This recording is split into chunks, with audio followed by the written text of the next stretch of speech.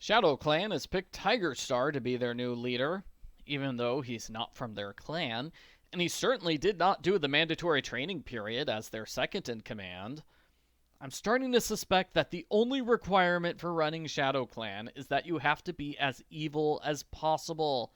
It's basically the same rules as Slytherin from Harry Potter. Argofont Book Review, Argofont Book Review. Part 1. After a clan gathering, a gray cat wants a white cat to be a warrior, so Fireheart talks to brown cat about white cat and other brown cat. Ugh.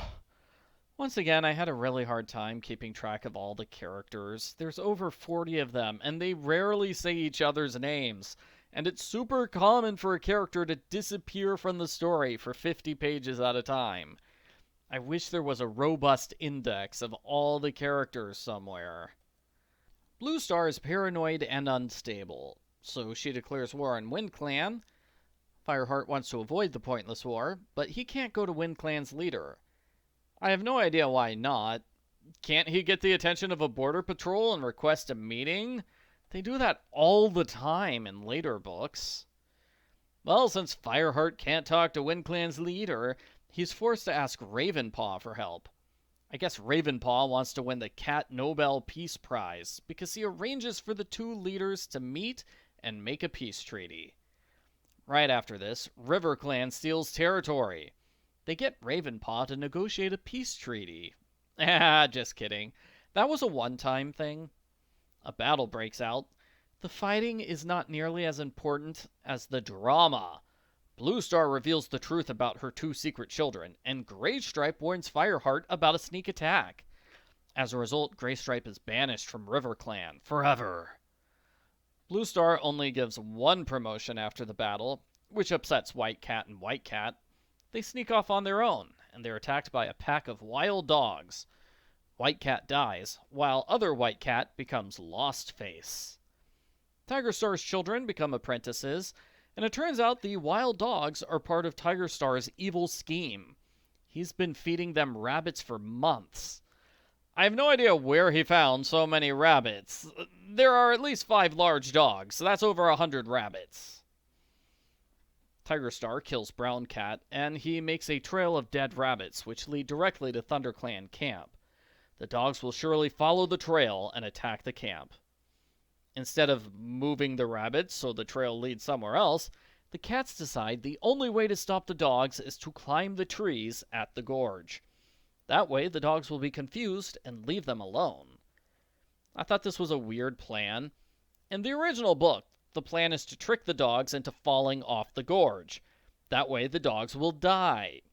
If the new plan is merely hide in trees, why does this have to happen at the gorge? There are trees everywhere in the forest.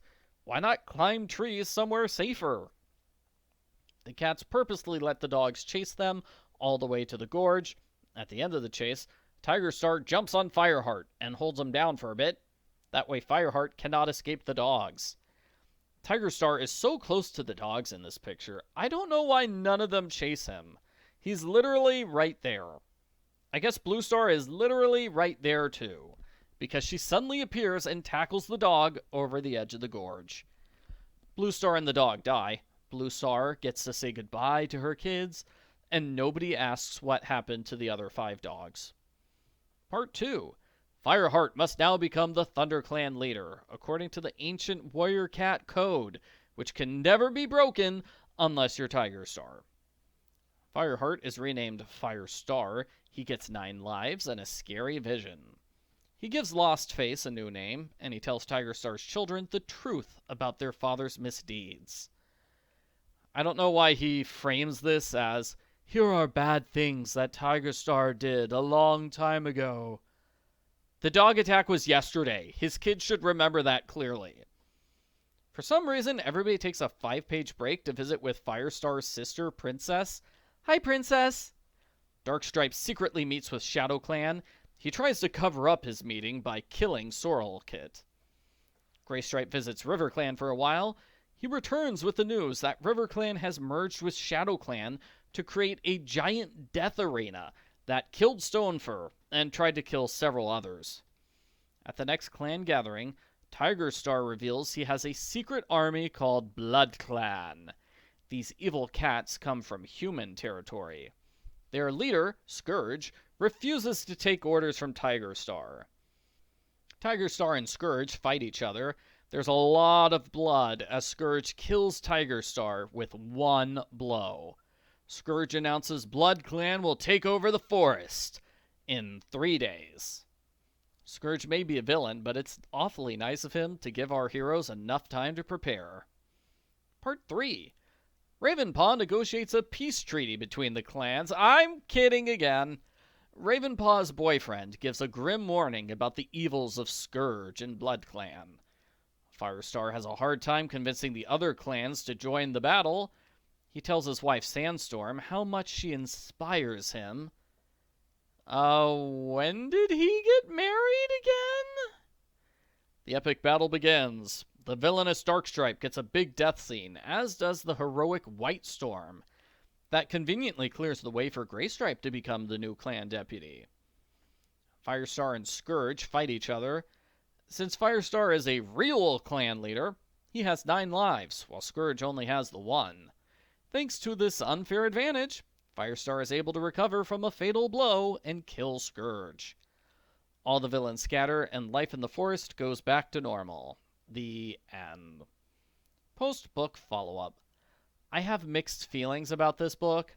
I appreciate that the adapters tried to keep as much of the original books as possible. That is a noble goal. I don't think it works. You can tell that this book is less than half the length as the source material. There are too many characters for anyone to get developed much. Like, Whitestorm has this big death scene. I think that was his 2nd appearance? Maybe 3rd? There are too many scenes where they rush through as much plot as possible. The graphic novel needed to remove more than just a few clan gatherings and the Snow Kit storyline.